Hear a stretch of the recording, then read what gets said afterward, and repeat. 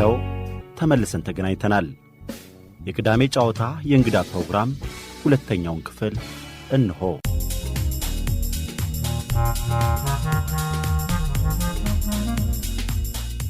አሻም እንደምን ሰነበታችሁ? ይህ የቅዳሜ ጨዋታ እንግዳ ዝግጅት ነው። የዛሬ ዝግጅታችን በቅርቡ ከዚህ ዓለም ሕይወት ያለፉትን ሀጂ ደርባቸው መሐመድን ያስታውሳል። ከሕግ ተማሪ ቤት በዲፕሎማ የተመረቁትና በጥብቅና ፈቃድ ቁጥር 142/56 ከመጀመሪያ ደረጃ ፍርድ ቤት እስከ ዙፋን ችሎት የተከራከሩት፣ ከአባይ ውሃ ሙላት በዛፍ ቅርንጫፍ እርዳታ አምልጠው ከደነገጡ ልጆች የኃይል እርምጃ ሰው ነኝ ብለው የተረፉት፣ አውሮፕላን በነማርታ መብራቱ ሲጠለፍ የአይን እማኝ የነበሩትን የሀጂ ደርባቸው መሐመድን ጨዋታ ያቀረብንላችሁ ከዛሬ 8 ዓመት በፊት ነበር። ዛሬ ሀጂን የምናስታውሳቸው ከዚህ ጨዋታቸው ላይ መጥነን ያሰናዳነውን በ2 ሳምንት ዕድሜ ነው። እንደ ሁልጊዜውም ከኛ ጋር የረፍት ጊዜያችሁን ስለምታሳልፉ እጅግ ደስ ይለናል። በያላችሁበት ቦታ ሰናይ የረፍት ቀን እንድታሳልፉ እንመኛለን። ሸገር 102.1 የእናንተ ሬዲዮ።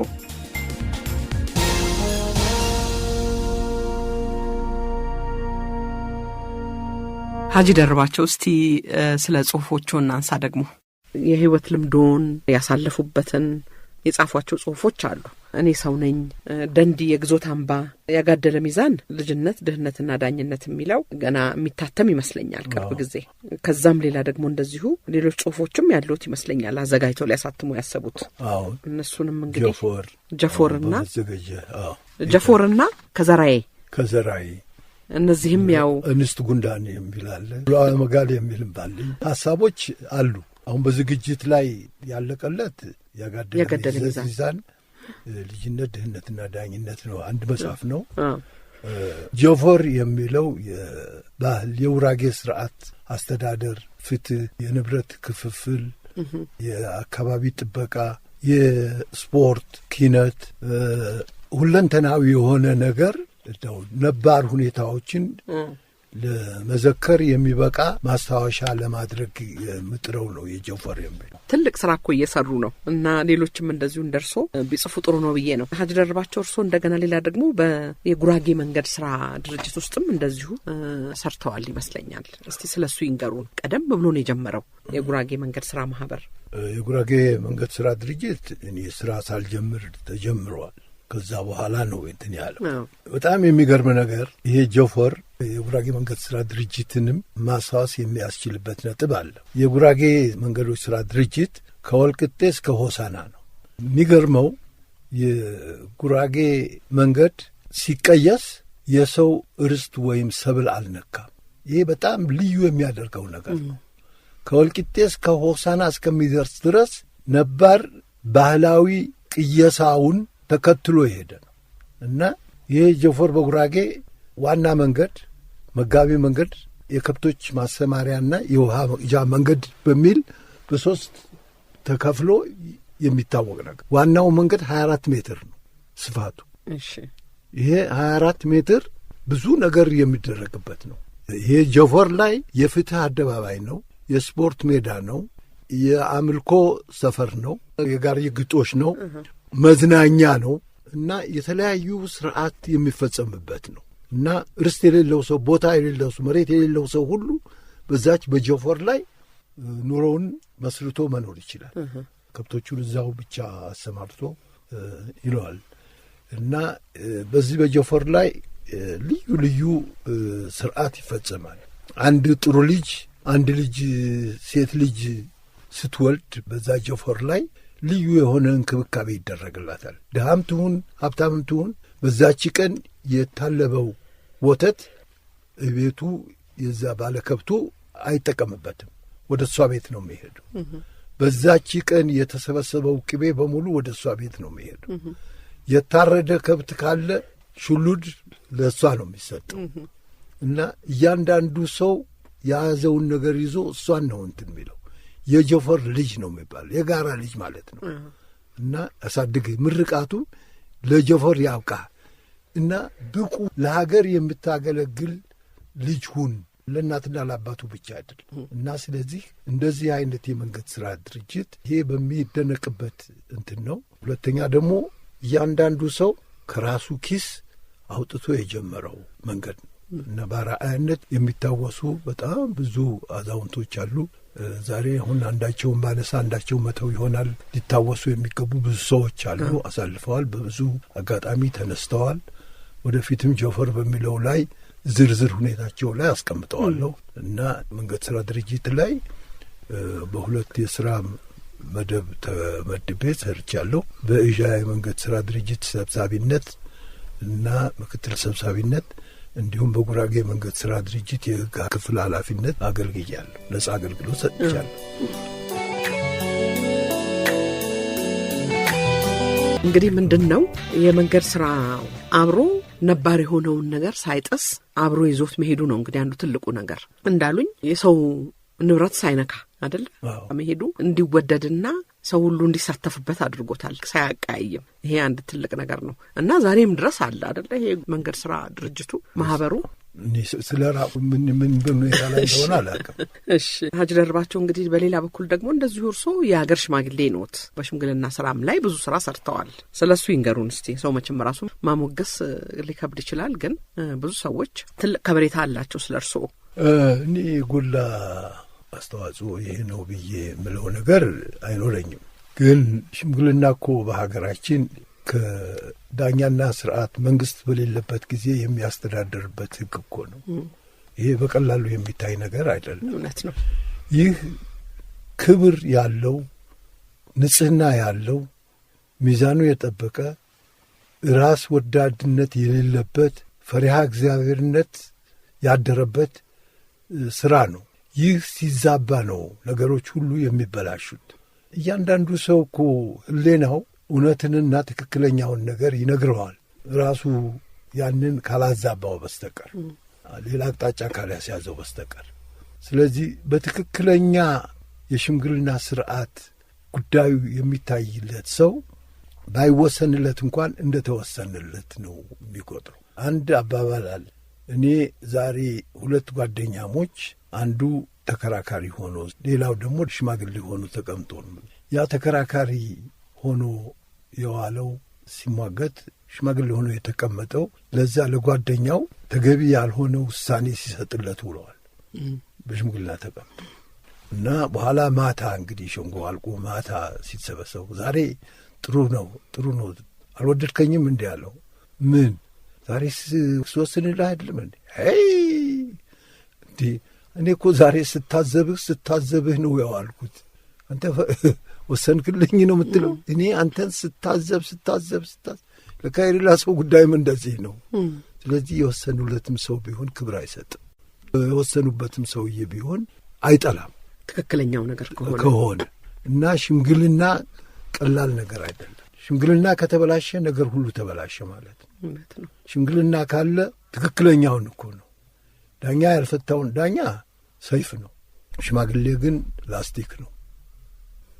የዳኝነት ሥራ በተቀመጠለት መስፈርት መሰረት የሚሄድ ሲሆን የሽምግልና ሥራ ግን ከአስተዳደር እንኳን ላቅ ባለ ሁኔታ እንደ ላስቲክ እየተሳበ ነው። እንደ ሁኔታው እየተጎተተ፣ እንደ ሁኔታው እየጠበበ እና አስፈላጊ ለሆነ ቦታ ላይ አስፈላጊውን ሚዛን መስፈርት የሚያበጅ ስርዓት ነው። ስለዚህ በሽምግልና ሥራ ላይ ከፍተኛ የሆነ አስተዋጽኦ ሊኖረው ይገባል።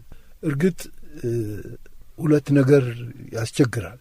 ዛሬ በሽምግልና በተለይ በጉራጌ ባህል ስርዓት ሽምግልና ሲቀመጡ ዋጋ የሚከፈልበት አይደለም። ምንም አይነት አገልግሎት ዋጋ አይከፈልም እና ቡና እንኳ መጠጣቱ ከዛ ከነገረኞቹ ወይም ባለ ጉዳዮቹ ውጭ ከሆነ ሰው ካልሆነ በስተቀር ከነሱ የሚዘጋጀውንም ቡና ቁርስም መቅመስ አግባብ አይደለም ነው የሚሉት የሰማ ነው። በአንጻሩ ግን ለሽማግሌ ትልቅ ክብር ነበረው እና የሰው ጉዳይ ሲከታተል ነው የሚውለው። ጓሮውን ህዝቡ ነው የሚያርስለት። የሚያስፈልገውን እንክብካቤ ይደረጋል። የሚገባውን ክብር ይጠበቅለታል። እሱ ትክክለኛውን የፍትህ ስራ ሲሰጥ፣ ሰውን ሲያስታርቅ፣ የሰውን ጉዳይ ሲያይ፣ ነጻ አገልግሎት ሲያበረክት ነው የሚኖር የነበር። እነዚህ ሁለቱ ነገሮች በአሁኑ ጊዜ ይጋጫሉ። ሰው ሁሉ ያገለገልኩበትን የአገልግሎት ዋጋ ይላል። ዋጋ ከተከፈለበት ደግሞ ሽምግልና መሆኑ ይቀራል። ስለዚህ ይሄ የሚማቱ ነገሮች አሉ፣ የሚጋጩ ሁለቱ። ግን በሀገራችን ሽማግሌ የመከረበት ይባላል። እውነት ነው። እና ትልቅ ቦታ አለው የሽምግልና ስራ እና እርሶም በዚህ ስራ ላይ በመሰማራቱ እድለኛ ነው ለማለት ነው ሀጂ ደርባቸው።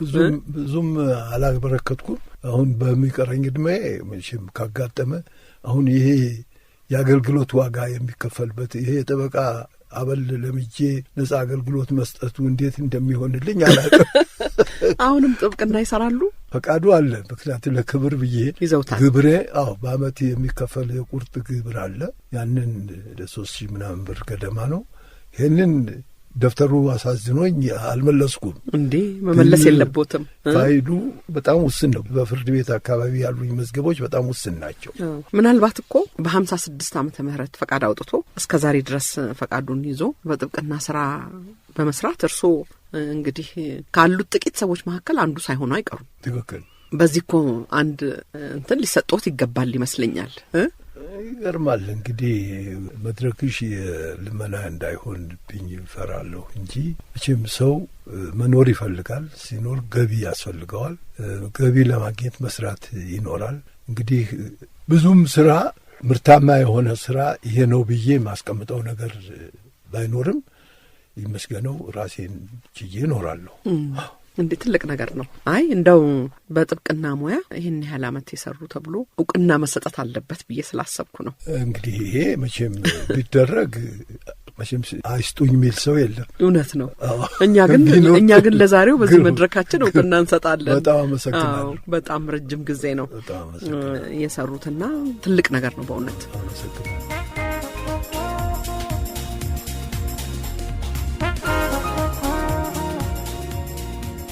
ሬዲዮ ጣቢያው ሸገር 102.1 ዝግጅቱ የቅዳሜ ጨዋታ የዛሬው የመታሰቢያ ዝግጅት የህግ ባለሙያውን ሀጂ ደርባቸው መሐመድን ያስታውሳል። ለኔ አርሽልኝ ለታበዙ ነው። እርሱ ምን ይላሉ? ከሶስቱ መርዛማ አረንጓዴ ቅጠሎች ራቁ፣ ከኤችአይቪ ኤድስ ተጠንቀቁ ይላሉ። ሶስቱ መርዛማ አረንጓዴ ቅጠሎች ምንድን ናቸው? እንግዲህ እዚህ ጋር ነው ቁም ነገር ያለው። ሶስቱ መርዛማ አረንጓዴ ቅጠሎች እያንዳንዱ ቤተሰብ እያንዳንዱ ወላጅ ያውቃቸዋል። የገቡበት ቤት ያልገቡበት አለ ብዬ አልልም።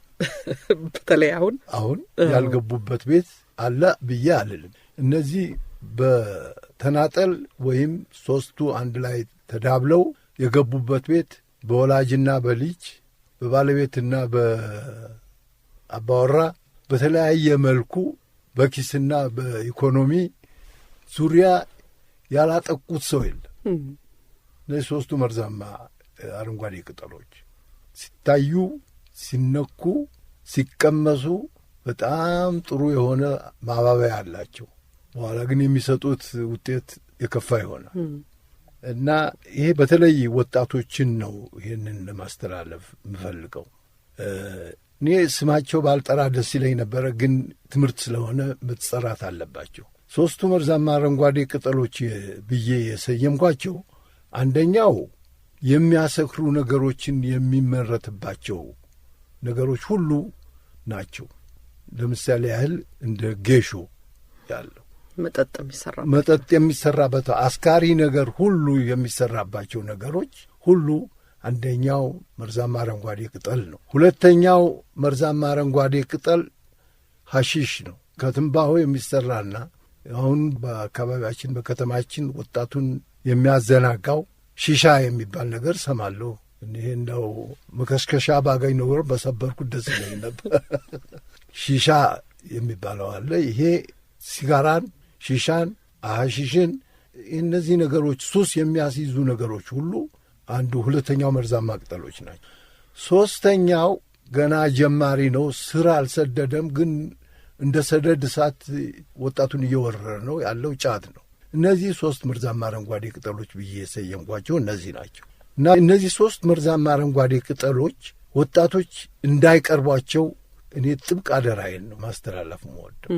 ምክንያቱም የሚቅም የሚያጨስ የሚጠጣ ለምንም አይሆንም፣ ለራሱ አይሆንም፣ ለወላጁ አይሆንም፣ ለሀገር አይሆንም፣ ለቁም ነገርም አይበቃም። የሚቀየም ካለ ይቅርታ ጠይቃለሁ እና ስለዚህ ከነዚህ ነገሮች መራቅ ነው ያለብን። መጠንቀቅ ነው ያለ። ከእምነት ጋር የሚያገናኛቸው ነገር የለም። እንደውም ጥሩ መጡልኝ። ብዙ ጊዜ ሰዎች ከእምነት ጋር ያገናኟቸዋል። በፍጹም ከእምነት ጋር የሚያገናኛቸው ነገር ከእምነት ጋር በማገናኘት የሚደረገው ሱሱን ለማስጠበቅ የሚፈልግ አካል ብቻ ነው እንጂ አስፈላጊ አይደለም ነው የሚሉት እርሶ።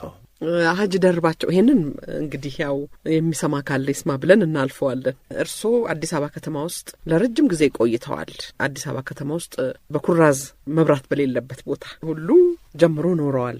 ብዙ ለውጥ አለ አሁን አዲስ አበባ ላይና እስቲ ስለ አዲስ አበባ ያጫውቱን። የኩራዙ ዘመን መሳለሚያ ይኖሩ የነበረበት ጊዜ ነው።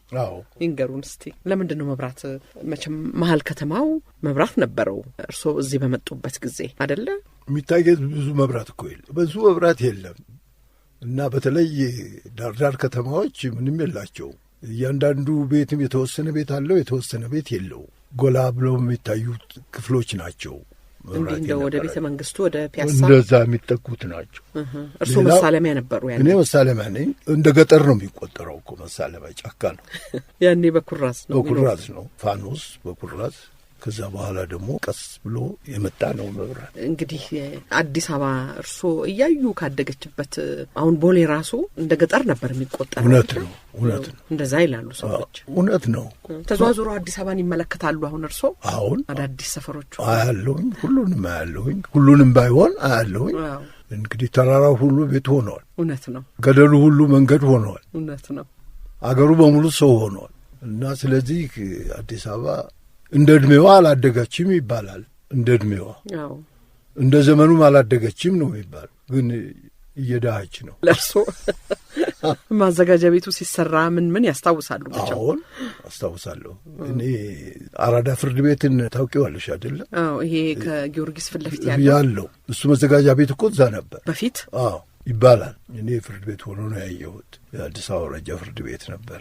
ስለዚህ የአዲስ አበባ እድገት የሚታይ ነገር ነው። መቼም ሰው የሚያየውን የሚሰማውን የሚነገረው ነገር አይደለም። ያየዋል፣ ይሰማዋል፣ ስለዚህ ያውቀዋል። እውነት ነው። በውሃ ልማት መስሪያ ቤት ውስጥ አንዳንድ ሰዎች እንደው ማንሳት ቢያስፈልግ ዶክተር ኃይለ ጊዮርጊስ ወርቅነህ እሳቸው ነበሩ። የውሃ ልማት እንገሩን እስቲ ስለሳቸው። ያው አዲስ አበባ መዘጋጃ ቤትም ከንቲባ ነበሩ። የዛም እንትን ነበሩ። ዶክተር ኃይለ ጊዮርጊስ ወርቅነህን አውቃለሁ። እና ኢንጂነር ተሾመ የሚባሉ ሰውም አውቃለሁ። ያን ጊዜ እዛ ይሰሩ ነበሩ። የተለያዩ ኢንጂነሮች ነበሩ፣ ወጣት ኢንጂነሮች። እንግዲህ አዲስ አበባ ከተማ ማዘጋጃ ቤት እድሮች በምክር ቤት ውስጥ ይወከሉ ነበር። እርስዎ ተወክለው ያውቃሉ ወይም ስለዛ የሚያውቁት አለ? ምንም አውቀው ነገር የለም። አጂ እንግዲህ አሁንም ይጽፋሉ? እርስዎ? እየጻፍኩ ነው። በፊት የነገሩኝን የጉራጌ ታሪክን በሚመለከት እሱን እየጻፉ መሆኑን ነግረውኛል። ሌላ አለ? ሌሎችም አሉ። ምኞት ማስታወሻ ይዣለሁኝ። ገና ስራቸውን ያልጀመርኩኝ። አሁን ግን የጀመርኳቸው ጆፈርና ከዘራዬ የሚል ነው። እነዚህ ናቸው። ከዘራዬን ጀምሬያለሁ። አሁን ያለቀለት ያጋደለ ሚዛን አልቆ ቁጭ ብሏል። የሚያሳትም ነው የምፈልገው። ጆፈር እየተሰራ ነው። ከዘራዬም እየተጻፈ ነው። እነዚህ ናቸው እንግዲህ እጆት ላይ ያሉት። አሁን ላይ ያሉት እነሱ ናቸው። እና በምኞትና በሐሳብ ደረጃ ኮብላዋ መጋልና እንስት ጉንዳኖች የሚሉ ነገሮች አሉ። በሐሳብ ነው ይሄ? በሐሳብ ማስታወሻዎች አሉ። ኮብላዋ መጋል ምንድነው ልትኝ ከፈለግሽ እላለሁ። ጋብቻ በገጠር ወደፊት አስጊ ነው በእኔ አመለካከት። ሴቷ ሁሉ ባህር ተሻግራ መኖር ነው የምትወደው።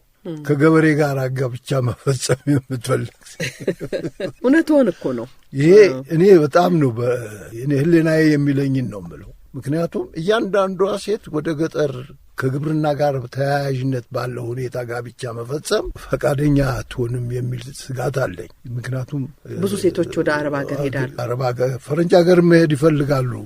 ያበሩ ዝግ ብዙ ችግር ስላለው እንዳው መሽሎክ አይችሉም። ይሄ በቀላሉ ጎረቤትም ስለሆኑ ቀላሉም ስለሚቀበሉ ሊያልፉ ይችላሉ። ስለዚህ ይሄ ኮብላ መጋል የሚለው ለምን በሴት ትመስለዋለህ እንዳትሉኝ፣ ያው መጋል በዛ ነው የመሰልኩ። እንስት ጉንዳኖች ደግሞ ቤተ ክህነትና መስጊዶችን ነው የሚነካካው። እሱ ሰፋ ያለ ነገር ነው።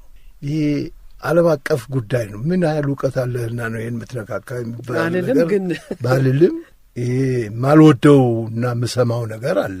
ይሄ ሁሉም ሰው ያውቀዋል። እንዴት ዝም አሉ ነው? እንዴት ዝም አሉ? ቤተ ክህነትም እንዴት ዝም አለች? መስጊዶችም እንዴት ዝም አሉ? ይሄ ግብረ ሰዶማዊነት የሚባል ነገር ይሰማል። እነዚህ ሁለቱም ዝምታን እንዴት መረጡ በዚህ ነገር ላይ ጨርሻለሁ የሚል ነው። እሺ የኮብላያው መጋል ያሉት ግን እንደውም አንድ ሰው ወደ ገጠር ሄዶ በስንት ጊዜያችን ሰርግ ደገስን አሉ። ገጠር አካባቢ ያሉ ሰዎች ብዙ ሰርግ የለንም፣ ምክንያቱም እንደዚሁ ጋብቻ የለም፣ ወጣቶቹ ሴቶች በብዛት ወደ ውጭ ስለሚወጡ የሚል ነገር ሲናገር ሰምቸው ነበርና መጠናትም አለበት። ይሄ በባለሙያዎች በደንብ አቅም ቢኖረኝ ድርጅት አቋቁም ነበር። ምን የሚያደርግ ይህንን ነገር የሚያስተምር እና የሚቀርበትን መንገድ የሚቀይስ ለውጥ የሚያመጣ እና እንደው ይሄ ክብር እኮ በሀገር ነው። እውነት ነው። ፍቅርም ከሀገር ልጅ ነው። ክብርም በሀገር ነው። ፍቅርም ከሀገር ልጅ ጋር ነው የበለጠው የሚሆነው። ስለዚህ ድህነት ወይም ችግር የሚያመጣብን በሽታ ካልሆነ በስተቀር እኛ ሀገር እኮ ለመኖር ደስ ከሚል ሀገር አንዱ እንደሚሆን እርግጠኛ ነኝ። ብዙዎቹ ብዙ ሀገር የሚያውቁ ሰዎች ይህንን እንደሚመርጡ እርግጠኛ ነኝ። ስለዚህ ይህንን ሁኔታ የሚያስተካክል የሚያስተምር አቅም ያስፈልጋል እና ቢኖር ጥሩ ነው። እጃችን ላይ ያለውን ነገር እንድንወደው። ይሄ እንግዲህ ብዙዎቹ እኔ ትምህርቴን በአጭር መተው እንደቆጨኝ ነግሬሻለሁ። እና ምሁራኖች ብዕራቸውን በዚህ ላይ ማሾል አለባቸው። ዝምታ እኮ ለምንድን ነው ምሁራን ዝምታ የመረጠው? ለምንድን ነው እውቀቱን የማይዘራው? አባት ያበጀው ለልጅ ይበጀውና እነሱን አውጥተው ቢበትኑት እኮ እንደ ወፍ ዘራሽ እንኳን ብዙ ጊዜ እኮ አጥጋቢ ሆነ። ሀጂ እንግዲህ ሌላ ተጨማሪ ነገር መናገር የሚፈልጉት ነገር ካለ ቅድም ለወጣቶች ምክር ሰጥተዋል። ሌላ ተጨማሪ ነገር የሚናገሩት ካለ እድል ስጦት። እዚህ እንደው ያለመሰገኑት ሰው ካለ ባለፈው ዘፈን እርሶ መሰንቆና በገና ነው የምወደው አሉ። ሁለቱም የፈጣሪን ማመስገኛ ናቸው።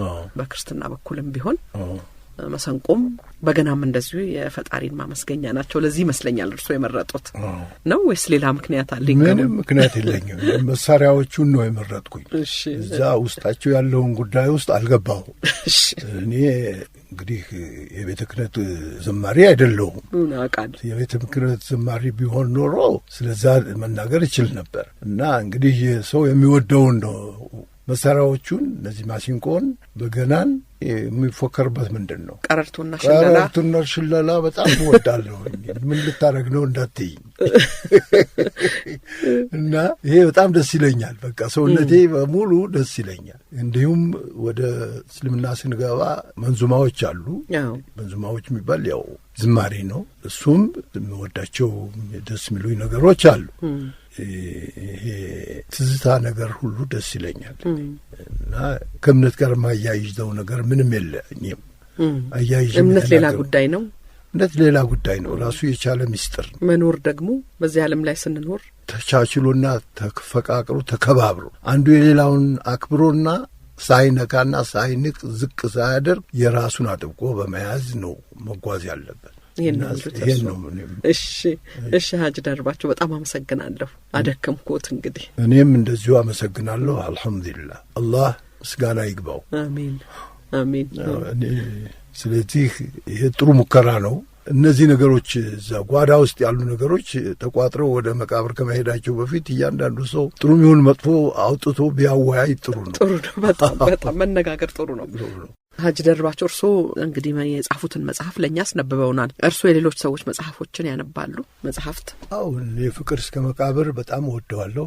በጣም ከደራሲያን ውስጥ ሁሉም ተማሪ አባት የምላቸው ዶክተር ከበደ ሚካኤል። ምክንያቱም የከበደ ሚካኤል መጽሐፎች ሁሉንም አንብቤያለሁ ማለት ይችላለሁ። በጣም ነው ደስ የሚለኝ። እሳቸውን የሚያህል ክብር ያለው ሰው ያው ብዙ ይኖራል እና እኔ ለራሴ በጣም ነው ማለት ነው። ሰውየው በአካል አላቃቸውም። እንግዲህ አርፈዋል። ነገሩ አርፈዋል። ቤታቸው ሁሉ አውቃለሁ። የአገራችን የሕግ እንግዲህ መሰረት የሚባለው ፍትሐ ነገሥት አለ። እንግዲህ እሱን መቼም ተመልክተውታል ብዬ አስባለሁ። እነኚህ መነሻ ስለሆኑ ሌላው ደግሞ የዚህ የሸሪዓ ፍርድ ቤትና የሸሪዓ ስርዓት ደግሞ እንደዚሁ እርሶም የሚያውቁት ይመስለኛልና እዛም ላይ ትንሽ አንዳንድ ነገር ቢናገሩ ደስ ይለኛል። የሸሪዓ ፍርድ ቤት ጉዳይም እኔ እዚህ ጋር ባልናገረው እወዳለሁ። ሸሪዓ ሕግ ሁለት መሰረታዊ የሆነ ነገር ነው የያዘው፣ ዓለማዊና መንፈሳዊ እና ስለዚህ የሸሪዓ ሕግ ሚዛኑን ጠብቆ የሚሄድበት ስርዓት ማግኘት ያስቸግራል እና ሕጉ ውስጡ ገብቶ ሲታይ እጅግ የረቀቀና የሚደነቅ ነገር ነው። አፈጻጸም ላይ ሲታይ የመጽሐፉ ዓላማና ስርዓት የተከተለ አይመስልም። ይህንን ሰፊ የሆነ ጥናትና ራሱ የቻለ ፕሮግራም የሚያስፈልገው ነገር ነው። እንደዚሁ ባጭሩ ስለ ሸሪዓ ፍርድ ቤትና ስለ ሸሪዓ ሕግ ብዙም እውቀት የለኝም፣ ግን እኔ የማቀውን ያህል እንኳን ለሕዝቡ ማሳወቅ የሚያስፈልጉ ቁም ነገሮች ባጭሩ የሚዳሰሱበት የራሱ የሆነ ፕሮግራም ነው የሚጠይቅ። እሺ እንደዛ ወስደዋለሁኝ እኔ። እሺ ሀጂ ደርባቸው እንግዲህ እዚህ ፕሮግራም ላይ በየውይይቱ ጣልቃ ሙዚቃ ዘፈን እናስገባለን። እርስዎ አሁን እንኳን ባይሆን እንደው ድሮ በወጣትነቶ ሰምተው ይሄ ዘፈን ቢገባ የሚሉት አለ ወይንም ደግሞ ከዛም የተለየም ቢሆን? እኔ ዘፈን በልጅነት አልዘፈንኩም። ነገር በጭራሽ ዘፈን ዘፍኛ አላውቅም። ጨፍረውም አያውቁም? አዎ፣ ብዙ ይህን ያህል የሚታይ ጭፋሮ የለኝም። ረብሻ ሊኖረኝ ይችላል፣ በኃይለኝነት እንደሱ ሊኖር ይችላል። እንግዲህ እኔ ማሲንቆና በገና ወርዳለሁ። እሺ፣ ግን አልተጫወትኩትም። በገና የቤተ ክርስቲያን ስለሆነ አትንኩብኝ ባይሉ ቄሶች አይ ማለት የለባቸውም እና ደስ ይለኛል። ማሲንቆም እንደዚሁ ነው። ቀረርቱ ወዳለሁ። እሺ፣ እና እንግዲህ ቀረርቱ ደስ ይለኛል። እኔ ግን አልችልም። አይ ማዳመጡን ይወዳሉ። እሱን እንግዲህ ጋብዞታለሁኝ። ሀጂ ደርባቸው በጣም አመሰግናለሁ። ወደፊት የሚያሰቡት ጽሁፎች እንግዲህ ተሰርተው ታትመው እንድናያቸው እመኛለሁ። አመሰግናለሁ በጣም። እኔም እንደዚሁ።